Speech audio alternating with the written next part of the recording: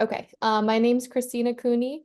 I'm affiliated with FAU Card, and this is my first year in the PEPSA program. Well, I recently just finished a clinical doctorate in speech pathology. And then I am also I'm a certified pediatric feeding therapist. Yes. So I'm at a charter school solely for children pre-K through 8th grade with autism spectrum disorder. So they all have ASD diagnosis. Okay. My specific caseload is made up of 30 students, but then I also supervise 20 additional students. So there are about 50 students with ASD that I'm actively responsible for. Okay. So I provide pull-out services in my shared office space, but then I also provide push-in services. So I'll do group sessions in the classroom, a lot of heavy collaboration with the teachers and occupational therapists as well. So kind of all over the map as far as like within the school, which is Yeah. nice. I kind of see all different parts of the student's day. So like I'm with them at lunch sometimes at Oh, recess. So I cool. can kind of see where different things might be beneficial or where things are Yeah. successful or not so successful. So it's kind of nice. Yeah, so my specific caseload, I do pre-K, first and second grade, and then third and fourth grade. So I guess more specifically, to stay in the specific setting that I'm in, this is Mhm. my first year working in the school setting. Oh, okay. And yes, and I started the year with being part of the PEPSA partnership. And so it was very motivating for me Okay. to see the type of change that we can make as, educators and providers. I'm a speech pathologist. So to Okay. see how we can make changes and, come up with programs that can help the education of these students. So it was definitely very motivating, and it was very rewarding to see some of the results of implementing. When my principal had reached out with almost like a feeler email if anyone was interested in coming up with, an interesting, innovative idea, something that you think would benefit the students, Mhm. to let her know, and then she would kind of give us the means to potentially apply.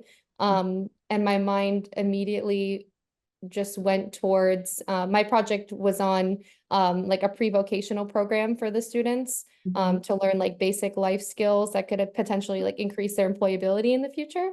Uh-huh. And so I have a very personal connection to that. My youngest brother has autism, but he just turned 22. So he just went through the whole process of finishing out school and then what those next steps were. Yeah. Um, and something that was a big surprise was that there's not really that much that exists in Palm Beach County in those areas unless you don't require much support. Mm. Um, and that you can do those things independently. And he's kind of someone that falls in the middle. So there wasn't really anything out there at this time that kind of like helps support those kids that are in the middle or those young adults that are in the middle. So immediately my mind went to, because the school I'm at is a newer school, like what do we have in place to kind of start preparing some of these, they're planning on opening up high school grades. So my idea was when they open high school next year, what is the plan for, getting them ready for the future? So initially when I heard the opportunity, my mind immediately went to something about planning for their futures. I think that with the guidance and the push from the partnership, I've been able to kind of lay like a foundation and get the basics down, but Okay. not necessarily enough to like have a full-blown program in place. Sure. I was able to create like a very loose outline and calendar of what could be done each week with a curriculum that goes along with it. Um, so that's kind of where I'm at right now. Okay. And the school itself is very open to incorporating it next year in like a pilot type of way. So maybe with Yeah. like it's like a club, and then the year after that possibly is like a program that they're gonna have. Okay. So I think the potential is there, but just that it's gonna take a little bit of time.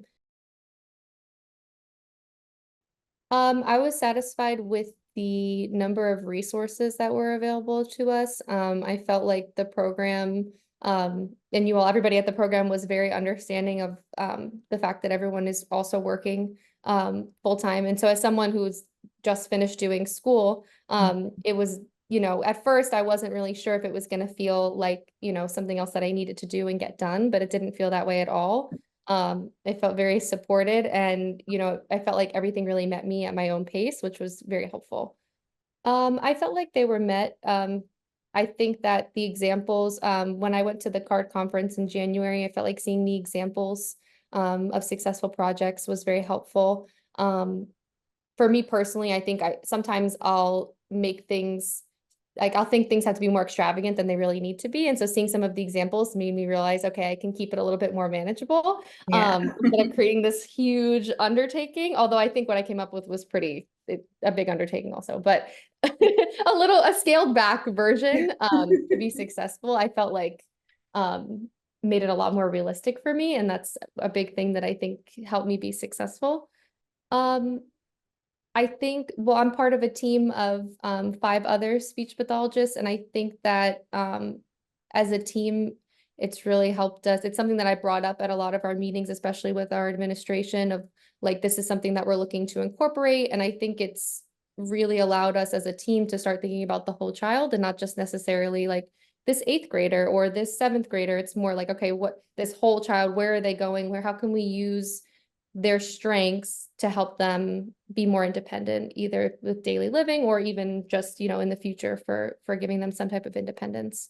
So I think it changed helped enhance my outlook, and then like the outlook of the team as far as like looking at the children as a whole versus just kind of like the caseload. Loosely, we work with occupational therapists, and before I had started with the partnership the first half of the year, we were doing like a shared group together, and we do a story, and then the OTs, the occupational therapists, would bring a craft, and so we'd work on fine motor and comprehension. And then after the conference, I sat down with one of the lead occupational therapists and kind of discussed, within their realm and their field, what can they do to help kind of work towards that independence and the employability and all that stuff. And so we ended up kind of collaborating and creating it's called an interoception group. It's a separate curriculum that we work on together about mind-body connection and working on recognizing our body's feelings, because a lot of our kids with ASD can't recognize how their body's feeling, and it can impact their regulation, all that stuff. So all the occupational therapy stuff. Okay. But because of the partnership, it really sparked the conversation with the OTs of what can we be doing besides reading a story and doing a craft with it every single week, into something that's a little bit more meaningful. So as the speech pathologist, I'm working heavily on communication. So I think that in itself kind of like overarches throughout pretty much a lot of the aspects. Communication and behavior are already so intertwined, because a lot of our kids, we have behavior staff in each classroom. So there's constantly behavior interventions going on as well. So we collaborate with them. And I think that through the partnership and kind of working on some of the employability aspects and the pre-vocational skills, has really helped everyone as a whole kind of understand like the ways that everything is kind of intertwined, if that makes sense. I think for individuals that might have like a really good idea, but there might be, say, a financial constraint or they don't know where to start, I think that it's a good opportunity because the support is there in order to kind of figure out where the starting point is.